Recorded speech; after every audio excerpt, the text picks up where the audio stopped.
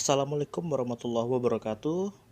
Teman-teman, selamat datang di channel YouTube Kompak. Nah, pada kesempatan kali ini saya Teguh Ardiansyah akan menjelaskan mengenai penggunaan tanda titik yang benar.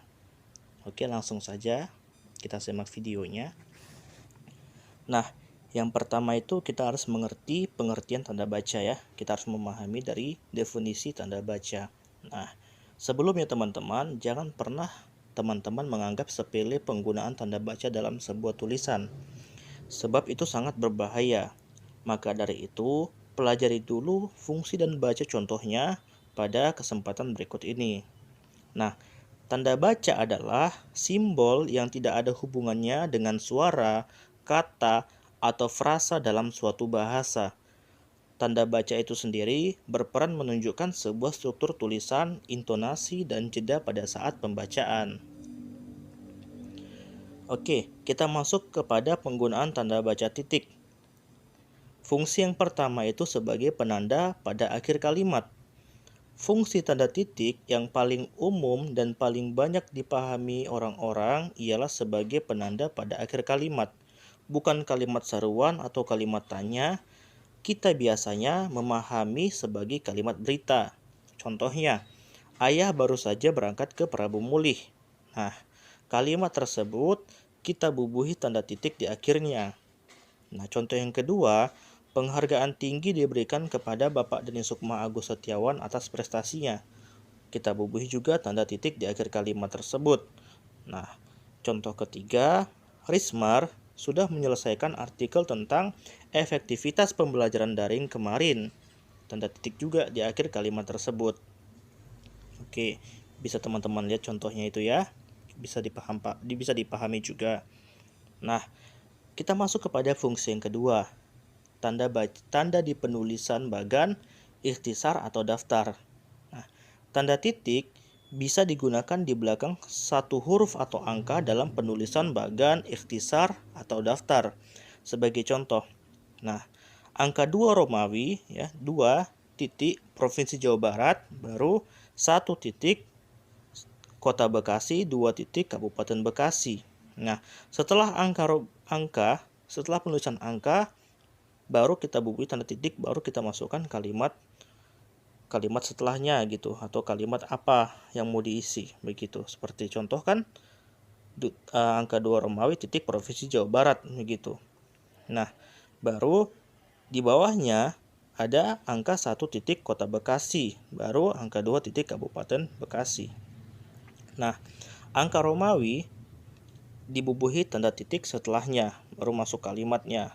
Nah, begitu juga dengan angka Arab ya teman-teman ya. Angka Arab itu yaitu 1, 2, 3 dan seterusnya. Juga dibubuhi tanda titik setelahnya, baru masuk kalimat penjelasannya gitu. Nah, baru contoh yang kedua itu angka 3 titik pembahasan. Nah, selanjutnya itu teman-teman yang di bawahnya itu berarti pada poin ketiga atau pada bab 3 ya. Nah, atau pada angka 3 pembahasan ya, bab 3 pembahasan terdiri atas 3 subjudul gitu teman-temannya, atau 3 pembahasan lagi. Apa itu? Yaitu 3.1 isi, 3.2 analisa tabel, 3.3 analisa grafik. Nah, untuk penulisan seperti ini teman-teman, tanda titiknya itu di tengah 3.1, baru setelah angka 1 itu tidak kita kasih tanda titik lagi teman-teman, atau tidak perlu kita bubuhi tanda titik. Nah, begitu juga di poin 3.2 itu juga tidak usah kita bubuhkan tanda titik. Dan pada poin 3.3 setelah angka 3 yang kedua itu tidak perlu kita bubuhi tanda titik, langsung saja dia kalimat penjelasannya. Nah, kita masuk pada fungsi yang ketiga sebagai pemisah angka pada penanda waktu, yaitu jam, menit, dan detik. Nah, jarang diketahui tanda titik juga dapat digunakan sebagai pemisah angka, jam, menit, dan detik. Hal ini disebabkan tanda tersebut sering digantikan oleh tanda titik 2 teman-teman. Pasti sering nih melihatnya kan. Nah, contohnya pukul 06.05 atau pukul 6:05, pukul 09.15, pukul 9:05, pukul 10:18, yaitu pukul 10:18. Jadi, teman-teman, untuk menuliskan angka pada jam ya, penulisan bilangan jam itu tanda titiknya ini kita letak di tengah sebagai pemisah jam dan menitnya begitu. Bukan tanda titik 2 kita taruh di situ. Gitu ya. Oke. Fungsi yang keempat itu sebagai penunjukan jangka waktu. Nah, hampir sama sih dengan fungsi yang ketiga tadi. Tanda titik juga berfungsi sebagai penunjukan jangka waktu tertentu. Nah, sebagai penunjukan jangka waktu tertentu. Contohnya 01.03.47.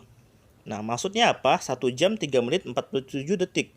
01 tersebut sebagai jamnya, 03 sebagai menit, dan 47 itu sebagai detiknya. Nah, untuk memisahkan antara jam, menit, dan detik itu teman-teman, kita menggunakan tanda titik, bukan tanda titik 2. Sekali lagi, tanda titik bukan tanda titik 2. Nah, seperti contoh yang kedua juga, 07.00.38 atau 7 jam 38 detik. Kita menggunakan tanda titik sebagai pemisahnya. Oke. Nah, fungsi yang kelima itu memperjelas jumlah. Nah, tanda titik digunakan untuk memperjelas bilangan ribuan atau kelipatannya, teman-teman. Contoh ini, teman-teman ya, bisa teman-teman pahami nanti ya. Kasus COVID-19 di Indonesia tembus 1 juta kasus. Yang kedua, kecelakaan di tol bulan lalu mencapai 1.200 kejadian. Nah, untuk memperjelas bilangan ribuan atau kelipatan, teman-teman ya, itu kita menggunakan tanda titik untuk memisahkan angka-angkanya. 1.000.00 kasus. Nah, itu mempermudah kita membaca, oh berarti ini 1 juta kasus. Begitu. Nah, begitu juga kecelakaan di bulan tol bulan lalu mencapai 1.200 kejadian. Nah, angka 1 baru tanda titik, baru angka 200-nya, teman-teman. Nah, itu untuk bilangan ribuan atau kelipatan. Tetapi teman-teman, tanda titik tidak berlaku kepada angka yang menyatakan jumlah meskipun angkanya ribuan. Apa itu? Yaitu penulisan angka pada tahun, teman-teman.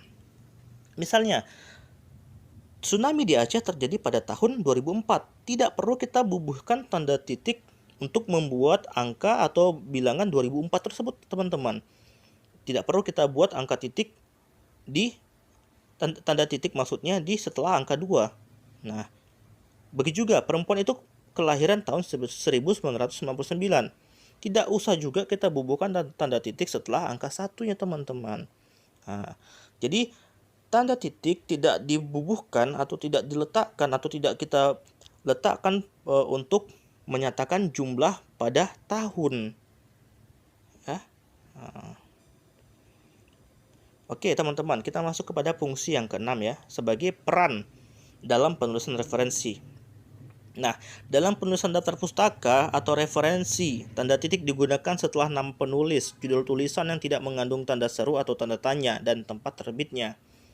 Nah, misalnya, contohnya teman-teman bisa teman-teman lihat ya, ini contoh referensi atau contoh daftar pustaka, penulisan daftar pustaka yang baik dan benar.